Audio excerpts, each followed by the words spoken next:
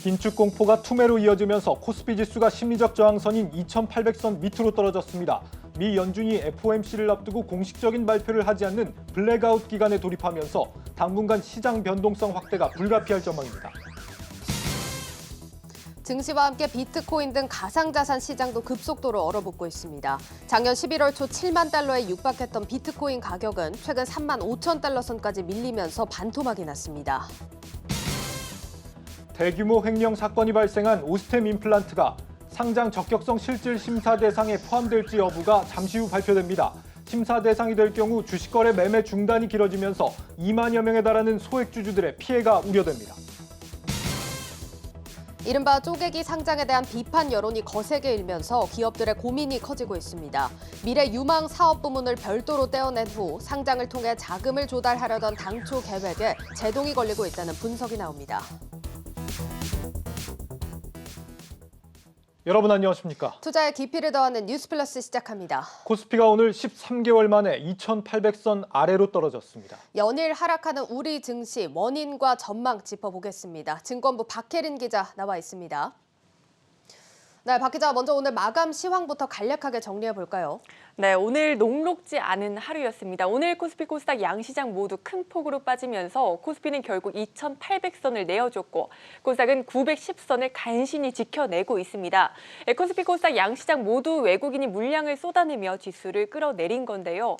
삼성전자를 포함한 코스피 시총 상위 10개 종목 모두 맥없이 주가가 빠졌고 코스닥 시장 상위 10개 종목 중에선 셀트리온 헬스케어와 셀트리온 제약, 시젠만 상승 마감했습니다. 오늘 상장한 K옥션은 시초가가 공모가의 2배를 형성하고 장 초반 상한가를 기록하는 이른바 따상을 기록한 뒤 지수 하락과 맞물려 주가가 흔들리기도 했습니다. 다행히 오후엔 다시 상한가까지 오르며 결국 따상으로 마감했습니다. 네, 오늘 장 분위기가 어두웠는데 다행히 그래도 오늘 상장한 K옥션은 좀 피해간 모습입니다. 네, 박 기자, 미국도 우리도 이 시장 분위기가 계속 좋지가 않은데 꼽히는 원인이 한 가지가 아니죠? 네, 미국 연준의 긴축 강화 움직임에 증시가 맥을 추지 못하고 있는 상황인데요. 인플레이션 압박에 경기와 물가 또 금리까지 맞물려 불확실성이 커지고 있는 상황입니다. 여기에 러시아의 지정학적 위험도 투심을 위축시켰습니다. 우리 증시뿐 아니라 미국도 상황은 마찬가지입니다. 연준의 조기 긴축 우려에 지난주 뉴욕 증시도 큰 폭으로 하락한 바 있습니다. 이 대외적인 악재까지 겹치다 보니까 오늘 저녁에 이제 뉴욕 증시 상황도 안전하진 않아 보입니다. 그렇습니다. 박 기자, 지금 국내 증시의 이런 조정 상황, 증권가에서는 얼마나 더 이어질 걸로 내다보고 있습니까? 네, 업계에선 뉴욕 증시 급락으로 우리 시장도 당분간 약세를 보일 것으로 보고 있습니다. 다만 나스닥에 비하면 코스피 하락폭은 상대적으로 작을 것이란 분석이 나옵니다.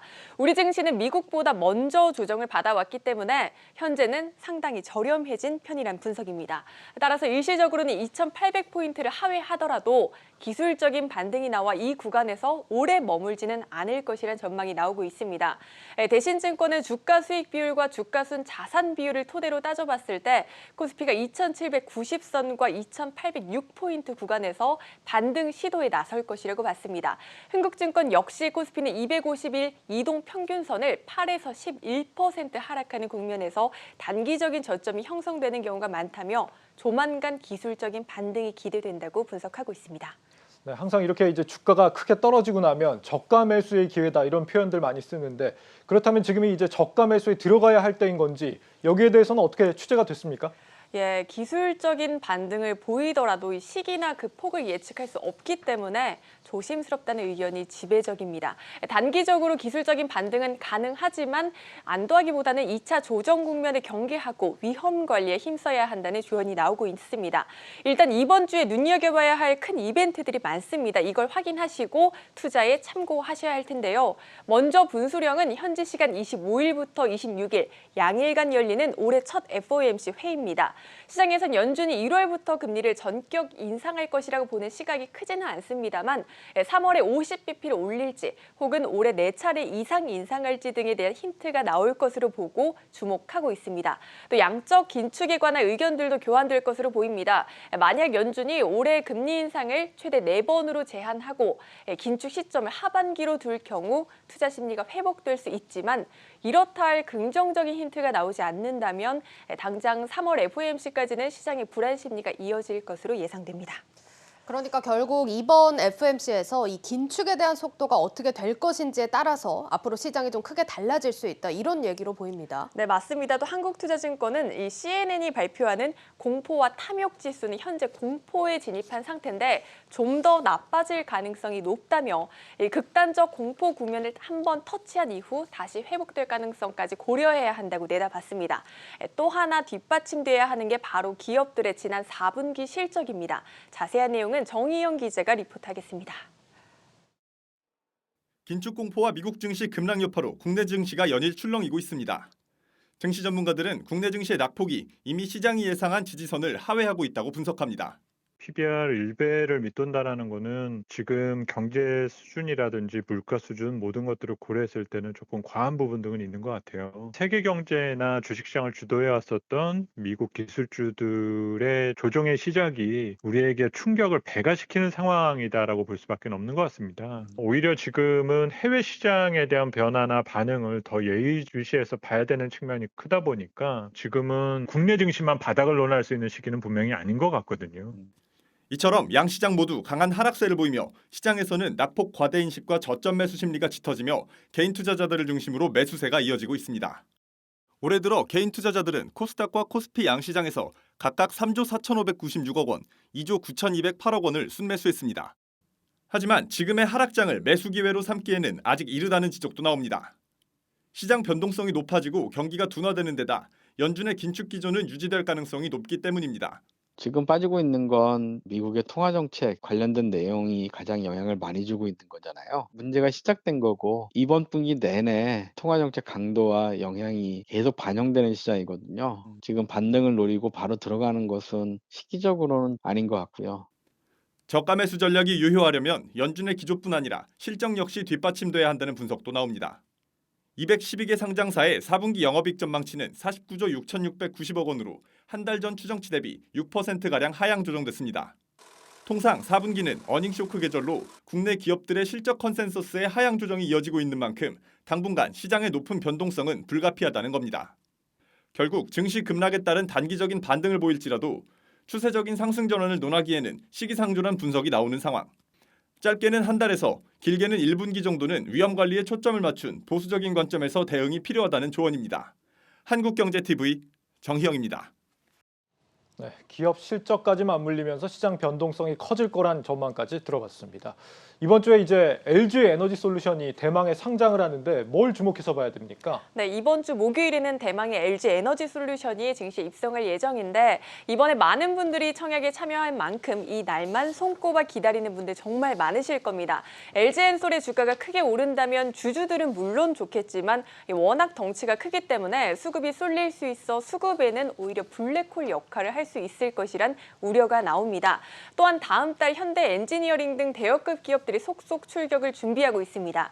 이에 따라 당분간 수급 여건은 개선되지 않을 수 있다는 의견도 조심스럽게 나오고 있는 상황입니다. 여기에 러시아와 우크라이나의 충돌 가능성, 또 코로나19 확산 등에 따른 변수들이 혼재하기 때문에 전문가들은 당분간은 방어적인 자세를 유지해야 한다고 조언하고 있습니다.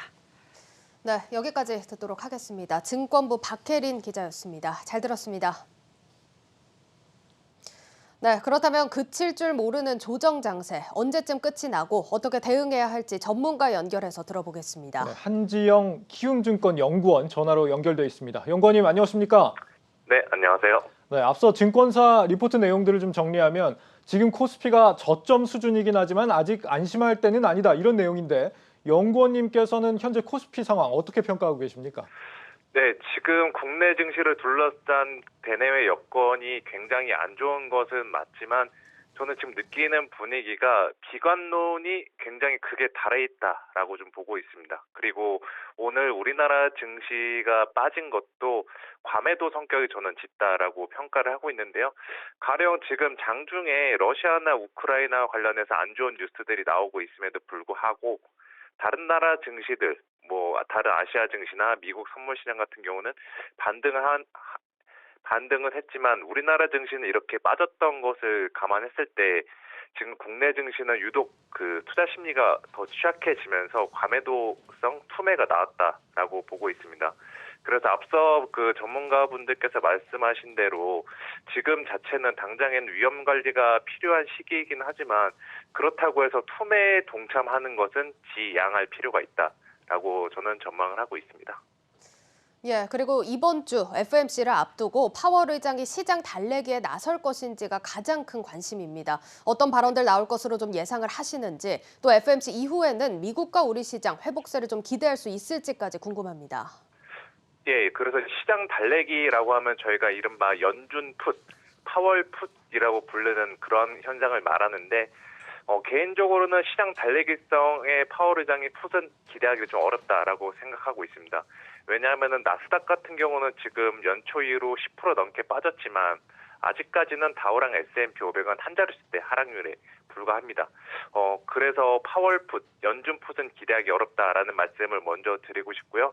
다만 이번 1월 FOMC에서 파월 의장이 지금 연내 금리 인상 속도 및 양적 긴축 시행 시점과 관련해서 기존의 시장이 우려했던 그 수준에 부합하는 정도의 매파적인 발언만 한다고 하더라도 이른바 시장에서는 재료 소멸 인식, 불확실성 해소 기대 이러한 요인들로 인해서 상당 부분 안정을 찾을 것으로 전망을 하고 있습니다.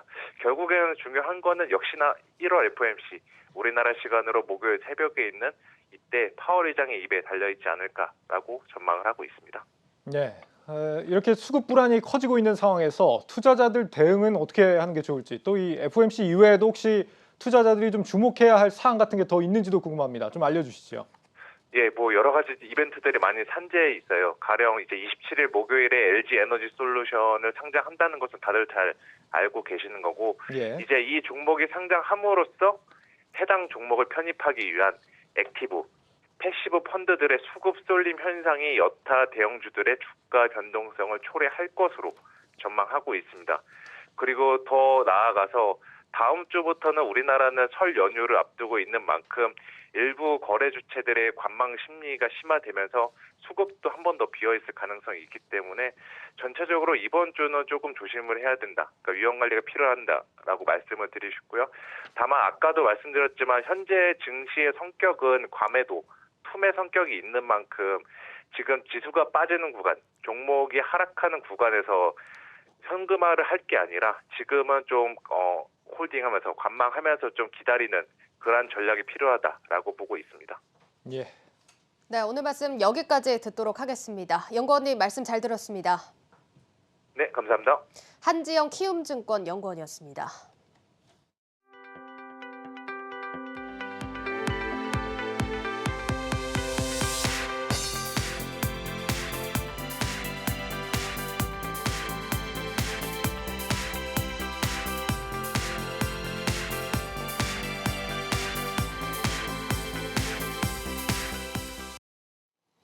오스템 임플란트가 상장 적격성 실질 심사 대상인지 여부가 잠시 후 결정됩니다. 심사 결과에 따라 주식 거래 재개 여부도 알 수 있을 전망인데 현장에 취재 기자 나가 있습니다. 박찬휘 기자. 네, 여의도 한국거래소에 나와 있습니다. 네, 오늘 거래소 발표에 따라서 오스템 임플란트의 거래 재개 여부가 결정이 된다고요? 네, 잠시 뒤 거래소는 오스템 임플란트가 상장 적격성 실질 심사 대상인지 판단하는 공시를 내놓을 예정입니다. 현재 오스템 임플란트는 자금관리부장 이모 씨가 2천억 원에 달하는 회사 자금을 횡령하면서 지난 3일부터 거래가 정지된 상황입니다. 이에 따라 거래소는 오늘까지 오스템 임플란트가 상장 적격성 실질 심사 대상인지 아닌지를 결정해 통보한다는 방침입니다. 거래소가 오스템 임플란트에 대해 상장이 적격하다고 판단하면 당장 내일부터 거래가 재개됩니다. 하지만 실질 심사 대상에 해당한다고 판단하면 오스템 임플란트는 거래 정지 장기화가 불가피하게 됩니다. 네, 거래소가 만약에 실질 심사 대상이다라고 판단을 하게 되면 어떻게 되는 겁니까? 또 이번에 결정을 미룰 수도 있다면서요? 네, 거래소가 실질 심사 대상에 해당한다고 판단하면 오스템 임플란트는 기업심사위원회에 회부됩니다. 실질 심사 대상이 될 경우 오스템 임플란트는 해당 내용을 통보받은 날로부터 15거래일 안에 개선 계획서를 한국거래소에 제출해야 하며 거래소 측은 개선 계획서를 제출받은 날로부터 20거래일 안에 기심위에 관련 안건을 회부하게 됩니다. 이후 기심위에서 상장 적격성 심사를 진행하는데 오스템 임플란트에 대해 상장 유지 상장 폐지 혹은 1년 이내의 개선 기간 부여 중 하나를 결정하게 됩니다. 다만 거래소는 심사를 더 자세히 하기 위해 발표를 미룰 수도 있습니다. 이럴 경우 최대 15거래일 동안 유예되는데요. 그렇게 되면 다음 발표는 다음 달 17일 안으로 일정이 나올 전망입니다. 네, 투자자들 걱정이 이만저만이 아닐 텐데 업계에서 바라보는 오스템 임플란트의 이 상장 폐지 가능성 얼마나 됩니까? 네, 앞서 기시민은 17만 명의 개인 투자자가 있는 신라젠에 대해서 시장의 예상을 깨고 상장 폐지라는 강경한 대응을 내린 바 있습니다. 이에 따라 2만 명에 달하는 오스템 임플란트 개인 투자자들도 거래소의 결정에 촉각을 곤두세우고 있습니다. 증권업계에서는 대체로 거래 정지가 바로 풀릴 가능성은 높지 않은 것으로 보고 있습니다. 그렇다고 해서 오스템 임플란트가 실제로 상장 폐지될 가능성도 높지 않다고 평가하는데요. 다만 거래 정지는 장기화될 수 있다고 내다봤습니다. 업계에서는 오스템 임플란트의 횡령 규모가 워낙 큰 만큼 재무 상황에 어느 정도의 영향이 있는지를 꼼꼼히 따져볼 필요가 있다고 입을 모읍니다. 또한 2천억 원대의 횡령 사태가 터지면서 사회적으로 적지 않은 파장을 일으킨 만큼 즉각 거래 정지를 푸는 것은 나쁜 선례를 남길 것이라는 시각도 적지 않습니다. 다만 오스템 임플란트 측은 확보한 유동성이 충분하고 아직 회수되지 않은 횡령액을 감안하더라도 지난해 흑자가 예상되는 만큼 큰 문제가 없다고 해명하고 있어 이런 부분을 기시미가 긍정적으로 검토할 수 있다는 분석도 있습니다. 거래소 결정이 이뤄지고 공시가 발표되는 대로 자세한 소식 바로 전해드리도록 하겠습니다. 지금까지 여의도 한국거래소에서 한국경제TV 박찬희였습니다.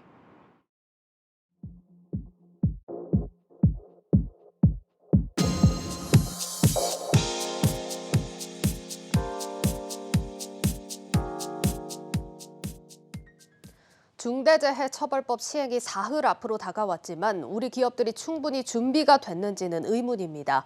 산업 현장 곳곳에서 온갖 사고와 화재가 이어지고 있습니다. 지난주 오창 에코프로비엠 양극재 공장에서 화재가 나는 바람에 4명 이상의 사상자가 발생했고 어제는 효성 TNC 울산 공장에서도 대형 화재가 나서 직원 2명이 병원으로 후송됐습니다.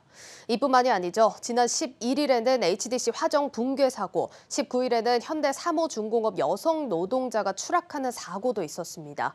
또 20일에는 포스코 포항제철소 용역 직원의 사망 사고까지. 이달 들어 정말 악재가 끊이질 않고 있습니다. 상황이 심각하다고 받아들인 정부는 오는 27일 이후 중대재해에 대한 강력한 처벌을 예고했습니다. 보도에 한창률 기자입니다. 중대재해처벌법을 통한 안전보건관리체계 구축은 고용노동부가 반드시 실현해야 할 시대적 사명이다. 강주 현대산업개발 아파트 붕괴 사고가 중대재해처벌법 시행에 대한 명분을 더욱 견고하게 만들고 있습니다. 정부는 유해 위험 요인을 묵인하거나 방치하면 이번 아파트 붕괴 사고가 또다시 일어날 수 있다며 전국 지방 고용노동관서에 더욱 엄정히 대응하라고 주문했습니다. 이번 광주 HDC 아파트 붕괴 사고는 여전히 산업 현장의 재해 예방 체계가 충분하지 않다는 것을 보여줬습니다. 안전보건관리체계 구축과 이행에 대한 경영 책임자의 노력이 인정되어야 하는 만큼 유해 위험 요인을 묵인 방치하여 발생하는 중대재해에 대해서는 그에 상응하는 책임을 물어야 합니다.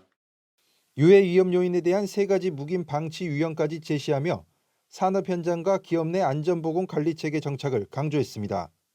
올해 1조 1천억 원 규모의 산재 예방 지원 사업 예산으로 안전관리 역량 향상을 위한 재정기술 지원을 확대하라고 지시했습니다.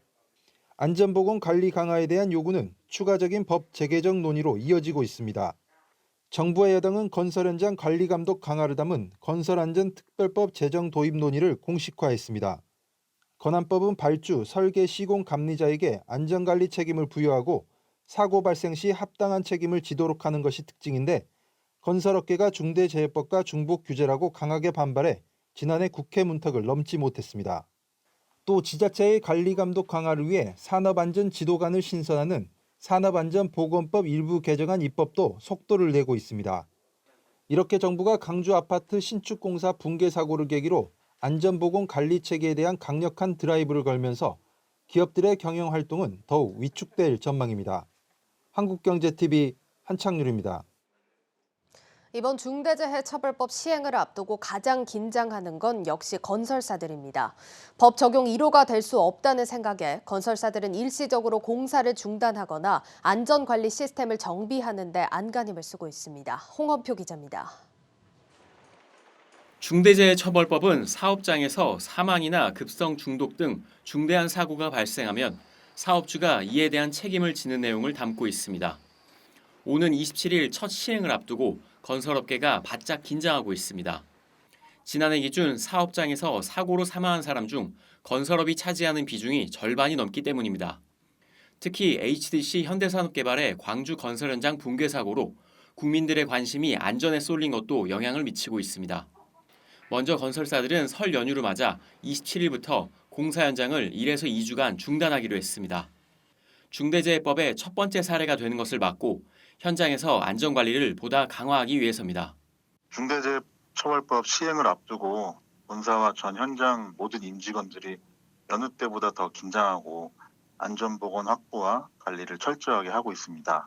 현장에서 안전사고가 발생하지 않도록 구성원 각자의 의무와 책임을 다할 수 있도록 최선을 다하겠습니다. 대형 건설사들은 안전 담당 임원을 새로 선임하거나 조직을 개편하고 있습니다. 삼성물산은 CSO를 부사장급으로 격상했고 현대건설, GS건설, DLENC, 한화건설 등도 CSO 자리를 새로 만들고 안전 분야 조직을 확대했습니다. 한편 산업계에서는 법이 모호하고 처벌 수위가 다른 선진국들에 비해 강하다며 보다 유연한 법 적용을 요구하고 있습니다. 실제로 벌금형의 최대 액수는 프랑스나 미국, 일본에 비해 훨씬 많고 안전관리 책임자에 대한 징역형도 강한 편입니다. 사고 방지를 위한 건설사들의 노력이 최우선이지만 법 적용이 시행착오를 겪지 않기 위해서는 관리와 책임, 처벌에 대한 보다 명확한 정부 지침이 필요해 보입니다. 한국경제TV 홍원표입니다. 한편 HDC 현대산업개발은 정비사업 수주는 물론 대형 개발사업 추진에 있어서도 제동이 걸리고 있습니다. 공식적인 행정처분이 나오기도 전에 사실상 퇴출 위기에 몰린 겁니다. 이어서 임동진 기자입니다. 7만 3천 제곱미터 부지에 1,123가구가 들어서게 될 노량진 3구역. 지난 6일 현장 설명회에 17개 건설사가 참여하기도 하는 등 시장의 관심이 높습니다. 특히 HDC 현대산업개발은 시공사 입찰 참여 예고 공문을 보내는 등 적극적인 모습을 보이고 있지만 해당 구역 조합원들의 반응은 냉담합니다. 현대산업개발이 들어올 수 있을까요? 들어온다고 해도 아마 뽑아줄 사람은 아무도 없을 것 같은데. 27일 입찰이 마감되는 도남 6구역에도 현대산업개발이 수주 전에 뛰어들 것으로 예상되지만 조합의 선택을 받기는 쉽지 않을 전망입니다. 이미 현대산업개발로 시공사 선정이 끝난 곳도 분위기는 다르지 않습니다. 사고가 난 광주 지역 조합들은 물론 둔촌 주공에서도 현대건설을 컨소시엄에서 제외시켜야 한다는 요구가 나오고 있습니다. 대형 개발 사업도 문제입니다. 최근 한화등과 컨소시엄을 이뤄 우선협상 대상자로 선정된 잠실 마이스 복합개발의 경우 사업에서 배제될 가능성도 제기됩니다. 서울시는 내년 컨소시엄과 실시 협약을 체결할 예정인데 행정 처분이 있을 경우 사업자의 교체를 요구할 수 있습니다. 국내 건설사가 주무관청으로부터 영업 정지 등의 처분을 받게 되면 특히나 공공공사의 수주에 지장을 초래하게 됩니다. 같은 맥락에서 서울시 같은 공공기관이 발주하는 대형 건설공사의 수주에도 영향을 받을 수밖에 없습니다. 여기에 올해 하반기 착공 예정이었던 광운대 역세권 개발 사업은 물론 용산 철도병원 부지, 공릉 역세권 개발 등도 차질이 불가피할 전망입니다. 한국경제TV 임동진입니다. 일경이 넘는 자금이 몰렸던 LG에너지솔루션 청약 열풍 뒤에는 모회사인 LG화학의 주가 폭락이 있었습니다. 이른바 쪼개기 상장에 대한 여론이 부정적일 수밖에 없는 이유인데 정치권이 이러한 움직임에 제동을 걸고 나서면서 기업들의 고민이 커졌습니다. 방서후 기자입니다. 기업의 물적 분할을 금지시켜달라는 내용의 청와대 국민청원입니다. 알짜 사업을 떼어내면 모회사 주가가 큰 폭으로 하락하는 데다 분할된 자회사 주식도 주지 않는 만큼 손해가 막심하다는 겁니다. 실제로 지난해 초 100만 원을 웃돌던 LG화학 주가는 LG에너지솔루션으로 배터리 사업 부문을 떼어낸 이후 30% 넘게 곤두박질 쳤습니다. 투자자들의 불만이 극에 달하자 대선을 앞둔 정치권에서도 물적 분할 제도를 손보려는 움직임이 나타나고 있습니다. 윤석열 국민의힘 대선 후보는 물적 분할 때 모 회사 주주에게 신주 인수권을 부여하겠다고 약속했고, 이재명 더불어민주당 대선 후보도 이중 상장에 따른 개인 투자자 피해를 최소화하겠다며 물적 분할을 할 때 모 회사 주주에게 주식 매수 청구권을 부여하겠다는 취지의 발언을 했습니다. 기업들은 당장 발등에 불이 떨어졌습니다. 특히 기업 가치 제고를 위해 자회사 상장 카드를 자주 사용했던 SK그룹의 경우는 전략 수정이 불가피해졌습니다. 당장 SK이노베이션에서 분할된 SK온의 상장 계획은 2년 뒤로 밀렸고, 지주회사인 SK주산하, SK팜테코는 국내보다는 나스닥 상장이 유력해졌습니다. 연이은 쪼개기 상장으로 재미를 본 카카오도 모빌리티와 엔터 상장 재검토에 나섰고, 핵심 사업부를 분할해 투자를 유치하려던 CJ와 KT도 눈치를 보지 않을 수 없게 됐습니다. 전문가들은 물적 분할 자체는 문제가 없지만 모 회사와 자회사 동시 상장으로 인한 피해를 소액주주가 고스란히 떠안는 구조는 개선이 필요하다고 말합니다. 애시당초에 물적 분할을 할 때 이게 주주들한테 피해가 갈 걸 알았다 그러면 이게 이제 이사회에서 이게 통과가 되면 안 되는 건데, 이게 지금은 통과가 돼도 불법이 아니게 돼 있죠. 일반 주주의 지위를 갖다가 아주 많이 올려서 격상을 시킬 필요가 있지 않느냐. 그동안 관행처럼 여겨졌던 쪼개기 상장에 제동이 걸리면서 기업들은 성장 동력 확보와 주주가치 제고라는 두 마리 토끼를 잡아야 할 처지에 놓이게 됐습니다. 한국경제TV 방서호입니다. 코인 시장에는 요즘 공포의 주말이라는 표현이 자주 등장하고 있습니다. 당장 지난 주말에도 비트코인이 한때 9% 가까이 폭락하기도 했는데, 주말에도 쉬지 않는 코인 시장의 특성이 매도세를 키우고 있다는 분석입니다. 정호진 기자입니다. 76일, 비트코인이 최고점에서 반토막 나는 데 걸린 시간입니다. 지난해 11월 최고가를 기록한 비트코인은 이번 주말 4,260만 원 선까지 폭락했습니다.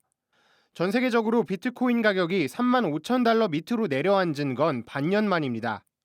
이 사이 비트코인 가격이 하루 6% 넘게 떨어진 날은 모두 주말 전후인 것으로 나타났습니다. 3.6조 달러에 달했던 비트코인의 몸집을 고려하면 하루 200조 원 가까이 증발해온 셈입니다. 이 같은 공포의 주말의 배경에는 주말 여유 시간에 투자자가 몰리며 공포 매도가 이어졌다는 지적입니다. 여기에 주식과 코인 시장의 움직임이 비슷해지며 금요일장의 결과가 주말 코인 시장에 영향을 미쳤다는 분석도 나옵니다. 나스닥이 이제 하락을 했지 않습니까? 이제 거기에 기존에 가지고 있던 약간 시장에서 일반 투자자들의 공포감, 그거하고 이제 플러스가 되면서 이제 지금 현재는 던지는 사람이 많은 것 같아요. 주요 국가의 규제 움직임도 악재로 작용하고 있습니다. 최근 러시아 중앙은행은 코인의 채굴과 거래를 금지하는 방안을 제시했고, 미국 증권당국도 현물 ETF 승인을 거부했습니다. 이 가운데 최근 코인을 매집한 이른바 코리니의 속도 타들어갑니다. 코인을 보유한 지 155일이 되지 않은 단기 투자자 가운데 99%가 손실을 보고 있는 것으로 나타났습니다. 초저금리 시대가 막을 내리는 가운데 코인 투자자 사이에서는 공포의 주말이 당분간 지속될 수 있다는 우려가 나옵니다. 한국경제TV 정호진입니다. 음식 주문할 때 이 배달비 10,000원이 넘어도 이용하시겠습니까? 우려가 아니라 정말 6,000원, 10,000원이 현실이 된 상황인데 왜 이렇게 올랐고 소비자나 업계에는 어떤 영향을 주는지 산업부 신선미 기자와 알아보겠습니다. 신 기자, 이 배달비 왜 이렇게 오른 겁니까? 배달비 인상 요인은 다양합니다. 그런데 크게 이제 세 가지로 추려볼 수 있는데, 가장 큰 이유는 배달 기사 부족입니다. 우리 코로나19 때문에 배달 음식 많이 시켜 먹었잖아요. 그러다 보니까 라이더를 뽑아도 계속 부족해서 지금 라이더 쟁탈전이 벌어지고 있는 상황입니다.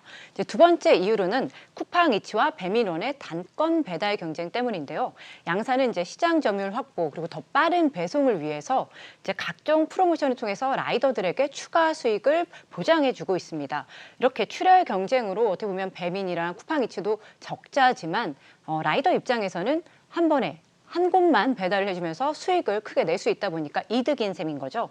그러다 보니까 배민과 쿠팡에서 일하겠다고 몰려가고 있는 상황인데요. 예. 배달 대행 업체 입장에선 안 그래도 라이더가 부족한데 이들을 붙잡기 위해서 뭔가가 있어야겠죠. 그러다 보니까 이들의 수익을 보존해줘야 되겠다라고 돼서 이제 배달비를 올려서 수익을 좀 보존해주게 된 상황입니다. 이제 세 번째로는 라이더들의 각종 보험료가 인상이 되면서 배달비 인상으로 또 이어진 건데요. 특히 고용보험 도입이 배달기사 이탈로 이어지면서 라이더들 몸값 오르는데 또 영향을 줬습니다. 그러니까 배달기사 부족의 단건 배달에 따른 이 출혈 경쟁 그리고 이 배달기사 보험료가 영향을 줬다라는 네. 건데 배달기사 보험료가 배달비에 어떻게 영향을 줘요?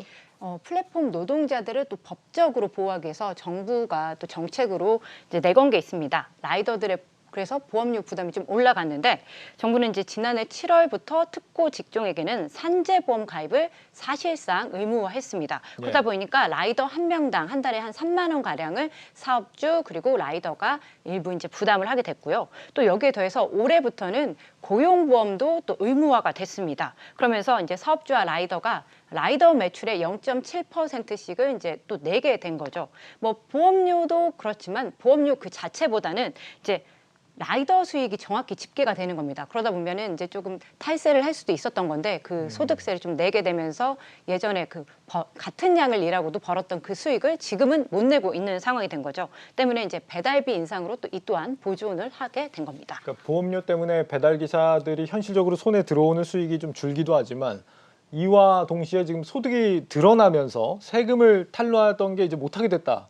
이런 부분도 어느 정도 있다라고 이해가 됩니다. 그런데 이 라이더 고용보험을 의무화하는 게 이 라이더 부족으로 이어지는 거는 어떤 원리예요? 업계 특수성 때문인데요. 고용노동부에 따르면요. 라이더를 비롯해서 이제 플랫폼 노동자가 약 66만 명에 달합니다. 이 중에서 한 80%가 이제 또 투잡 쪽이라고 볼 수 있는데 대부분의 회사가 이제 겸직을 금지하고 있다 보니까 라이더를 투잡으로 뛰던 분들이 아무래도 이탈을 하게 되는 거죠. 그리고 또 라이더 중에는 신용 불량자 분들이 좀 상당수에 달하는 걸로 알려져 있습니다. 네. 아무래도 이들은 이제 통장 잔고 압류 때문에 소득이 드러나는 걸 굉장히 꺼리는데요. 일을 하고도 돈을 손에 쥐지 못하게 되면서 아무래도 뭐 라이더로서도 일할 필요가 없겠다 이렇게 생각하고 이탈을 하고 있는 겁니다. 겸직 문제가 또 있었군요. 네. 이렇게 배달비가 오르면 이렇게 오른 배달비 그럼 네. 누가 내야 되는 겁니까?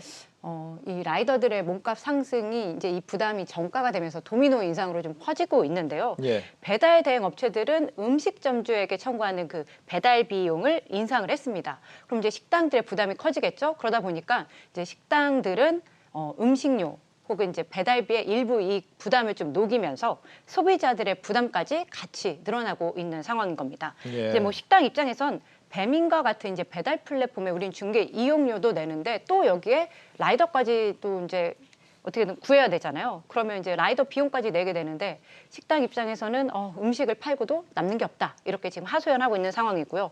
뭐 일부 소비자들도 이제 불만이 있잖아요. 그러다 보니까 배달 대신 가게에 들러서 직접 포장을 해가는 고객들이 좀 많이 늘었습니다. 그리고 이제 새해부터는 배달을 끊겠다. 이런 2030도 늘고 있고 또 이슈가 됐는데요. 배달비를 아끼려고 아파트 주민들끼리 한꺼번에 배달을 시키는 배달 공구까지 등장했죠. 네. 이 배달비가 인상이 돼서 이게 배달 기사한테 정말 가는 건지 아니면 배달 그 기사들을 고용하고 있는 배달 대행 업체가 있을 거 아닙니까? 용역 업체.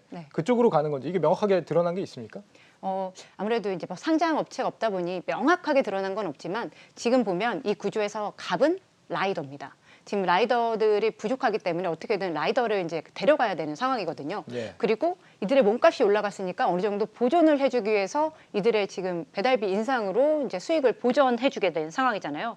그러다 보니까 지난해 그 배달 라이더들의 월 평균 수입이 한 350만 원이다 이렇게 나온 게 있었어요. 자료로. 이게 배달 대행 업체입니다. 그런데 이제 배민의 경우는 월 400만 원대. 주 40일 일하고 월 400만 원대여서 라이더들이 엄청나게 몰렸다고 합니다. 그런데 이게 이제 배달비까지 인상이 되면서 수익을 지금 보전해주고 있는 상황이잖아요. 그러다 보니까 아무래도 이들의 임금은 더 올랐을 거다. 그러면서 한때 또 이슈가 됐는데요. 월 1,300만 원까지 벌었다. 그래서 의사와 맞먹는 임금이다. 이렇게 얘기가 나오고 있습니다. 예, 뭐 모두가 그렇진 않겠지만 그런 분들도 등장할 그쵸. 정도로 네. 배달비가 올라서 그 배달 기사에게 가는 경우도 있다 이런 얘기군요. 네. 요즘 이제 배달 업계에 보면 이제 수수료 줄이기를 위한 그런 좀 대안들 많이 좀 마련을 하고 있는데 뭐 네. 예를 들면 은행 같은 경우 이제 배달 앱을 은행에서 직접 만들기도 하고 또 뭐 경기도 같은 경우 이제 공공 배달 앱 같은 것도 만들잖아요. 네. 이런 것들은 좀 배달비를 줄이는 좀 대안이 될 수 없습니까? 뭐 결론부터 얘기를 드리자면 소비자들이 지불하는 배달비에는 변함이 없을 것으로 보입니다. 왜 그렇죠? 이들은 3사 배달 앱보다 뭐 3사 하면은 뭐 배민, 요기요, 쿠팡이츠 이렇게 얘기할 수 있는데 예. 이들보다 낮은 1, 2%의 중개 수수료를 내세우고 있는 건 맞습니다. 그래서 최저 중개 수수료다. 이건 보장은 되는데 배달비는 별도입니다. 그 이유가 이제 배달 앱은 해당 가게를 이제 플랫폼에 노출해주면서 그 중개 수수료로 이익을 얻는 건데 배달 특급이나 땡겨요에 이제 가게 사장님들이 입점을 하더라도 라이더들은 또 따로 고용을 해야 되는 겁니다. 플랫폼에서는 이제 중개만 되고 노출 효과만 얻는 거죠. 예. 그러다 보니까 배달 대행 업체들을 이용을 해야 되는데 대표적인 게 생각대로, 바로고, 부릉. 이곳이 배달 대행 업체입니다. 이들과 따로 계약을 맺어야 하다 보니까 뭐 배달 앱이 다양해지고 계속 새로운 도전자들이 등장한다 해도 배달비에는 변화가 없는 거죠. 배달 앱이 아니라 배달 기사 쪽이 가격 상승 원인이라서 그렇다라는 그쵸. 거고. 그렇다면 정부도 여기에 대해서 좀 대책을 마련하고 있는 걸로 알고 있는데 어떤 대책이 마련되고 있습니까? 사실 지금까지는 이제 배달 쪽에 정부 규제가 없었는데요. 최근 이제 급격하게 물가가 상승하면서 이 배달비도 오르니까 이 배달비 인상이 외식 물가 상승의 주요 원인이다. 이렇게 지금 정부는 보고 있습니다. 네. 그래서 이제 좀 이걸 좀 들여다보고 잡아야겠다. 이렇게 생각을 하는 건데요. 2월부터는 이제 배달비를 온라인에서 비교할 수 있게 됐습니다. 한마디로 배달 공시제인데요. 뭐 배달 앱별 수수료 정보 외에도 단건 배달이냐, 묶음 배달이냐에 따른 그 배달 방식 그리고 거리별에 따른 그 수수료도 모두 공개한다는 방침입니다. 우선 이제 서울 먼저 적용을 하는데요. 이제 성과를 보고서 좀 더 확대한다. 이런 계획을 갖고 있습니다. 하지만 일각에서는 지금 대책이 너무 늦은 거 아니냐 이런 지적도 나오는데요. 이미 배달비가 많이 오른 상황에서 이렇게 정보를 제공한다고 해도 효과가 별로 없을 거다 이런 지적도 나옵니다. 지금 신 기자 얘기를 종합해 보면 이렇게 배달비가 오른다는 게 배민 같은 이런 배달 앱 업체들한테는 그렇게 호재보다는 좀 악재로 보이는데 괜찮은 겁니까? 뭐 악재로도 볼 수는 있겠지만 사실 지금까지 배달 앱들을 보면요. 회사를 설립하고 단 한 번도 흑자를 낸 적 없는 그래서 계속 영업 적자입니다. 지금. 네. 하지만 이제 이들 업체는 출혈 경쟁을 끝낼 생각이 전혀 없죠. 쿠팡식 계획된 적자 모델이 지금 이 배달 앱에도 적용이 되고 있는 건데요. 업이 지금 현재 10년도 안 된 데다가 이제 플랫폼이 이익 나는 구조로 가기 위해서는 계속 투자를 해야 된다. 지금 더 많은 투자를 단행하겠다. 이게 바로 업계들의 방침이고요. 특히 배민은 음식 배달 플랫폼에서 나아가서 이커머스 플랫폼으로 진화하겠다. 이렇게 선언하기도 했습니다. 한마디로 배달은 이들 사업 중에 하나일 뿐이다. 인 거죠. 그리고 쿠팡이츠 또한 이제 배민의 비마트 같은 쿠팡이츠 마트인 쿠마트를 운영하면서 퀵커머스 사업으로 확대를 했고요. 또 배민 그리고 쿠팡이츠 모두 해외로 진출을 하고 있습니다. 계획된 적자다. 알겠습니다. 신선미 기자였습니다. 잘 들었습니다.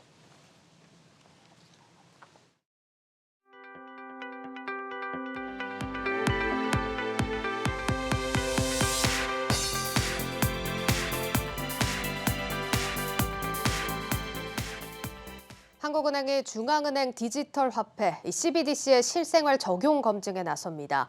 은행권도 한국형 CBDC 개발에 발맞춰서 블록체인 플랫폼을 구축하는 등 유통시장 선점을 위한 준비를 서두르고 있습니다. 전민정 기자입니다. 가상화폐 투기 열풍과 현금 없는 사회에 대비하기 위해 각국 중앙은행에서 도입 논의가 본격화된 CBDC. 한국은행도 한국형 CBDC 개발을 위해 지난해 8월 카카오 계열사인 그라운드X와 모의 시험을 시작, 1단계 실험 결과 가상 환경에서 CBDC의 제조, 발행, 유통 등 기본 기능이 정상적으로 작동하는 것을 확인했습니다. 앞으로 6개월간은 모바일 기기를 통한 오프라인 결제 등 실생활 적용 여부를 검증한다는 계획인데 삼성전자의 갤럭시 폰에 CBDC를 담아 쓰는 실험도 진행할 예정입니다. 특히 한은은 인터넷 통신망에 연결되지 않은 상황에서도 갤럭시 폰 등에 탑재된 근거리 무선 통신 등으로 오프라인 거래가 가능하도록 구현한다는 계획입니다. 구현된 그 환경을 기반으로 저희가 2단계에서는 그 오프라인 결제라든지 국가 간 송금 같은 그 다양한 추가 기능, 그다음에 개인정보 강화 기술이나 분산 원점 확장 기술과 같은 신기술에 대한 적용 가능성을 검증하고자 합니다. 한은은 모의 실험 환경을 실제 서비스 환경과 유사하게 발전시키기 위해 1분기 중 은행, 핀테크 등 금융기관들과 협력에 나선다는 방침. CBDC도 현금처럼 중앙은행이 제조, 발행하고 금융기관을 통해 공급되는 만큼 은행권의 경우 CBDC 유통시장 선점을 위한 채비를 서두르고 있습니다.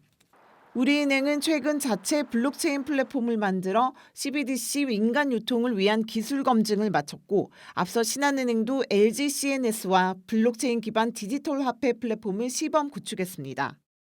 KB국민은행은 은행권에서 처음으로 CBDC를 보관하고 관리할 수 있는 디지털 지갑을 개발했으며 CBDC 전담 부서를 신설한 농협은행도 조만간 자체 플랫폼 구축에 나선다는 계획입니다. 전자적 형태로 유통을 시키는 업무라고 보시면 될 것 같아요. 홍금이나 뭐 이런저런 결제 또는 뭐 NFT 뭐 이런 것들을 유통이 가능한지 여부에 대한 기술적인 검증이라고 보시면 됩니다. 모바일 앱에 넣어둔 디지털 화폐로 물건을 사고 결제하는 시대가 성큼 다가오면서 빅테크의 공략에 대응해 CBDC 관련 플랫폼을 선점하려는 은행권의 움직임은 앞으로도 더욱 치열해질 것으로 보입니다. 한국경제TV 전민정입니다.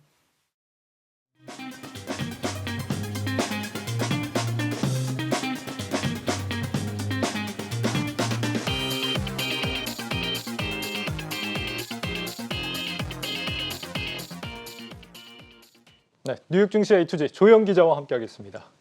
조 기자, 뭐 지난주 같은 경우 뉴욕 증시가 굉장히 좀 우울했는데 네. 뭐 이번 주에는 또 굉장히 일정들이 많습니다. 주목해서 볼 만한. 맞습니다. 이번 실적 시즌의 하이라이트라고 볼 수 있는 주간인데요. 애플과 테슬라 그리고 마이크로소프트 등 주요 빅테크를 비롯해서 아주 많은 기업들이 이번 주 실적을 발표합니다. 애플은 분기 최대 매출이 전망되는 등 월가의 실적 전망치도 나쁘지 않습니다. 하지만 문제는 최근 뉴욕 증시가 실적이 좋더라도 좀 하락을 나타내는 모습이 빈번하다는 부분이죠. 그래서 시장이 이번 주 가장 주목하는 것은 FOMC겠습니다. 제롬 파월 연준 의장이 말 한마디에 시장이 계속 긴장감을 유지하면서 이 기술주의 약세가 반전이 될지 아니면 좀 더 이어질지 확인할 수 있는 한 주가 될 것으로 보입니다. 이 우울한 장세 속에서 좀 희망이 될 만한 기업 소식 없습니까? 그래서 오늘 제가 들고 온 기업이 이 같은 약세에도 좀 상승세를 보이는 기업을 가지고 왔거든요. 그래요? 그래서 이제 하나 앵커에게 물어보고 싶은데 지난해 S&P 500 기업 중에 가장 수익률이 좋았던 기업 혹시 기억하실까요?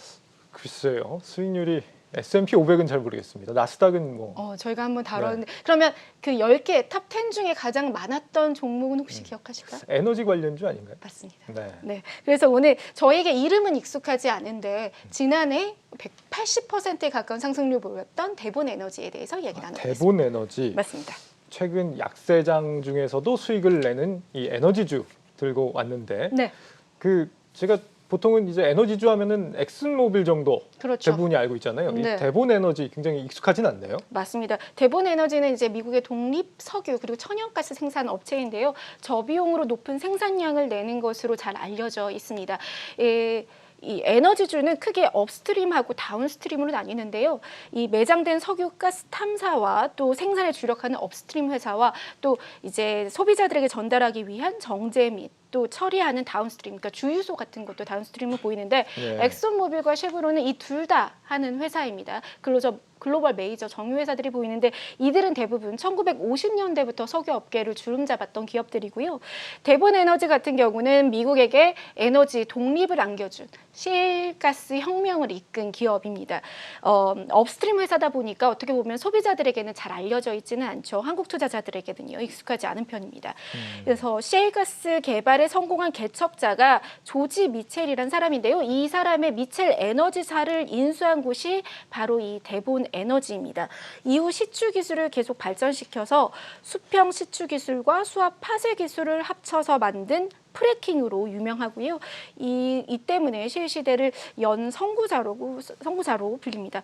하지만 아시다시피 유가 폭락 시기에 수많은 미국 셰일 기업들의 도산이 줄 이었었죠. 지난 2022년 코로나 팬데믹이 시작되면서 원유 수요가 급감하자 당시 많은 미국 셰일 기업들이 문을 닫았습니다. 이때 대본 에너지도 좀 경영난을 겪었는데 사업 확장을 위해서가 아니라 비용을 줄이기 위한 생존형 M&A로 WPX 에너지라는 또 다른 셰일 셰일 기업을 인수했습니다. 당시 이제 규모의 경제도 좀 확대하고 지출, 비용을 절감하는 등 경영 효율화를 통해서 어려운 시기를 이겨냈고요. 지난해 3분기 실적이 월가의 예상을 훌쩍 웃도는 34억 7천만 달러 매출과 주당 순이익 1달러 8센트를 기록했습니다. 특히 배당금은 71% 증가한 84센트, 0.84달러를 지급하면서 여기에 2022년 올해 연말까지죠. 10억 달러 규모의 자사주 매입 프로그램을 진행하는 등 주주 환원 정책을 매우 강력하게 가져나가고 있습니다. 예, 무슨 특별 배당인가요? 그리고 뭐 자사주 매입 정책 이런 것들 때문에 굉장히 눈길을 끄는 모양인데 지난해 180% 넘게 주가가 올랐습니까? 맞습니다. 이미 그 정도면 좀 오른 만큼 오른 게 아닌가 싶기도 한데요. 맞습니다. 근데 대본 에너지 주가를 보면 올해 들어서도 좀 많이 올랐거든요. 물론 이제 지난 수목금 한 사흘은 좀 가격이 떨어졌습니다. 주가가 좀 떨어지는 모습을 보였지만 그래도 연초 대비 한 16% 올랐다가 한 5에서 6% 다시 하락했습니다. 네. 월가 주요 IB들의 대본 에너지 목표가 올해 제시된 것을 보면 이보다도 더 높은 52에서 최고 57달러까지 제시하고 있고요. 현재 대비 한 10% 넘게 더 상승 여력이 남아있다고 보고 있습니다. 여기에 뱅크 오브 아메리카는 유가가 상승하면 상승할수록 순수 셰일 기업들의 주가가 더 오를 가능성이 높다라면서 올해 탑픽 중에 하나로 대본 에너지를 꼽기도 했습니다. 월가에서는 이제 대본 에너지를 비롯해서 에너지 채굴 회사들의 주가가 여전히 매수할 매력이 많은 수준이라고 입을 모으고 있는데요. 그래서 올해 가장 수익을 낼 수 있는 유망한 섹터, 업종으로 에너지를 꼽고 있습니다. 금융정보업체 레피니티브에 따르면 이번에 발표하는 4분기 실적에서 S&P 500의 에너지 기업들이 한 281억 달러의 순이익을 올렸을 것으로 예상이 되는데 작년 1년 전에는 3억 달러 적자였거든요. 그러니까 완벽한 반전을 이룬 것이죠. 그래서 잉여 현금 흐름도 좋고 이 구조의 변화 그리고 가장 핵심적으로는 유가 상승세가 앞으로도 더 이어질 것이라는 전망이 우세하기 때문입니다. 일각에서는 올해 원유 부분의 물가 상승률이 일반 평균 물가보다 훨씬 더 높은 10에서 15% 달할 것으로 분석을 내놓고 있습니다. 네, 실제로 요즘 기름값이 많이 올랐습니다. 네. 이 러시아랑 우크라이나 간의 좀 분쟁 이게 영향을 미치고 있는 건가요? 없지 않아 서 있습니다. 오늘 당장 뉴스가 나왔죠. 미국 대사관이 우크라이나에 주재하고 있는 미국 대사관 직원들과 가족들에게 철수 명령을 내렸고요. 네. 러시아는 이미 우크라이나와 국경에 이 대규모 병력 배치도 끝냈고 미국하고 러시아의 주말 외교 담화도 좀 빈손으로 끝나면서 국제사회의 긴장감이 높아지고 있습니다. 그런데 이제 러시아와 우크라이나의 무력 충돌을 크게 보면 사실은 미국과 러시아 그리고 유럽 연합 전체의 전 세계적인 전면전, 에너지 전면전이라고 볼 수 있는데요. 유가 측면에서 보더라도 이 에너지 가격이 지금 천정부지로 치솟고 있는데 가장 큰 문제는 러시아가 유럽으로 가는 천연가스를 차단할 수 있다는 가능성이 높다는 것입니다. 이미 지난 12월 20일 한 차례 야말 유럽 가스관 공급을 중단한 바 있고요. 이게 이제 폴란드랑 독일로 가는 천연가스관인데 EU는 가스의 한 35에서 최대 40% 그리고 석유의 25%를 러시아로부터 들여옵니다. 특히 독일은 러시아로부터 천연가스 의존도가 높습니다. 무려 90% 수입 비중이 달하고요. 그래서 러시아 우크라이나 침공으로 천연가스 수급에 균열이 생기면 전 세계 에너지 전쟁으로 확장되는 것은 물론이고 글로벌 인플레이션까지 가속화시킬 수 있다는 우려가 높습니다. 이에 따라서 국제유가 지난 연말부터 가파른 급등세를 보이면서 7년 만에 최고치를 기록했습니다. 2022년 4월 20달러까지 떨어졌던 게 이제는 90달러, 배럴당 90달러 가깝게 올랐고요. 여기에 골드만삭스와 모건 스탠리는 배럴당 100달러, 그리고 뱅크 오브 아메리카는 120달러까지 오를 수 있다라는 전망을 내놓고 있습니다. 유가 상승의 원인은 뭐 꼭 러시아 우크라이나 사태뿐만이 아니라도 복합적이죠. 가장 먼저 원유 수요가 폭발적으로 늘고 있다는 점을 주목해야 할 텐데요. 오펙에 따르면 2022년 이 하루 평균 원유 수요치가 1억 79만 배럴에 이를 것으로 예상이 되고 있습니다. 이는 보시는 것처럼 지난해보다도 높고 코로나 팬데믹 이전이 2019년보다도 훨씬 높은 수준입니다. 반면 비축량은 별로 좋지 않아요. 코로나 이전보다도 훨씬 낮은 상황이고 이미 지난해 연말에 미국은 전략 비축량을 풀기도 했거든요. 그런데도 유가가 잡히지 않았습니다. 그래서 수요 공급 사이 불일치 우려가 점차 커지고 있고 러시아와 우크라이나 침공 또 여기에 예멘 반군이 UAE 석유 시설을 공격하는 등 계속적으로 이 원유 생산국의 안보 불안이 커지면서 앞으로도 이 마음 심리를 좀 위축시킬 것이라는 전망이 나오고 있습니다. 네, 이런 상황은 이제 대본 에너지 입장에서는 호재로 작용할 수도 있는 부분이겠다 싶은 생각이 들고 석유의 EU-에서 지금 사실 친환경 에너지 쪽으로 전반적으로 지금 좀 옮겨가는 그런 추세잖아요. 네. 이런 부분도 이 대본 에너지한테 좀 영향을 주겠습니다. 오히려 월가에서는 일각에서 이 친환경 정책 에너지가 너무 급속도로 정책이 진행되면서 이것이 유가를 올린 또 다른 변수로 작용하고 있다라는 분석을 내놓고 있습니다. 그러니까 세계적으로는 규제 때문에 화석 연료 투자가 줄고 있는데 이와 상응하는 만큼 친환경 에너지 투자는 늘고 있지 않다라는 점입니다. 또 어떻게 보면 이제 친환경 기술도 여전히 수익적인 측면에서는 올라오지 않고 있어서 화석 연료와 원자력 발전을 급격히 줄인 것이 지금의 에너지 대란을 만들고 있다라는 지적이 나왔는데요. 실제 지난 가을부터 유럽 국가들의 기후 변화 탓에 이 풍력 발전량이 대거 감소했습니다. 그러면서 자연스레 유럽의 원유와 이 천연가스에 대한 의존도가 높아졌죠. 그래서 제가 가장 최근에 인터뷰했던 로브 아노트 리서치 어필리에이트 CEO 역시 이 점을 꼬집었습니다. 현재 세계적으로 화석 연료의 비중이 83%에 달하는데 규제에 묶여서 화석 연료 투자는 줄고 있고 연쇄적으로 공급량도 축소되고 있다고 지적한 바 있습니다. 이제 가장 낙관적인 시나리오는 이제 10년 뒤에 한 70% 그리고 20년 뒤에 60%로 줄이는 것을 어떻게 보면 낙관적인 시나리오로 보고 있는데 이 기준에서도 석유 수요는 계속 늘 수밖에 없다고 말하거든요. 그래서 향후 10년간 에너지주의 선전을 전망하기도 했습니다. 알겠습니다. 뉴욕 증시 A2G 조영 기자와 함께했습니다. 잘 들었습니다.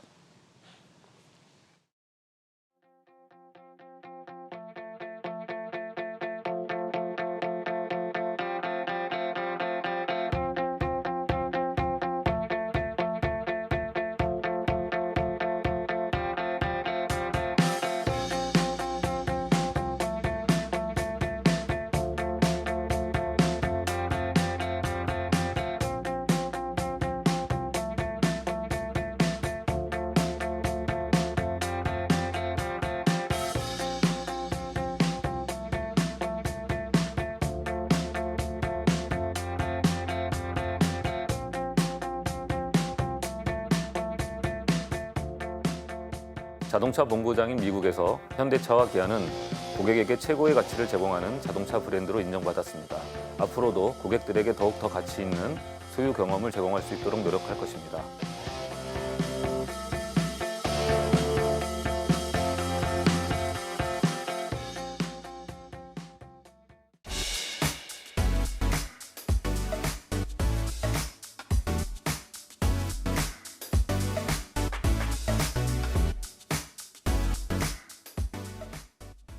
뉴스플러스를 마치겠습니다. 여러분 고맙습니다.